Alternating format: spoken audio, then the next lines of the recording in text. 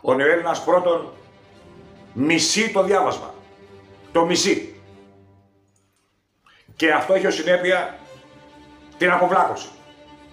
Διότι η παιδεία είναι πρώτα αυτοπαιδεία. Διαβάζεις μόνος σου. Δεν ακούς βίντεο. Ούτε ακούς την κάθε παπαριά, το κάθε κόπανο. Διαβάζεις μόνος σου. Να διαμορφώσεις ίδια γνώμη. Αλλά για να διαμορφώσεις ίδια γνώμη πρέπει να έχεις γνώσεις. Για να διαμορφώσεις ιδία αντίληψη που λέμε, να έχεις προσωπική άποψη, πρέπει να έχεις γνώσεις. Θέλει background. Αυτό δεν γίνεται χωρίς διάβασμα. Χωρίς διάβασμα, σοφία, αγαπητοί, δεν υπάρχει. Μη γελιέστε. Και το διάβασμα δεν τελειώνει ποτέ, αγαπητοί. Δεν υπάρχει όριο στο διάβασμα. Διότι κάθε φορά που νομίζεις ότι έμαθες κάτι και το μαθαίνεις, σου ανοίγονται άλλοι οριζόντες.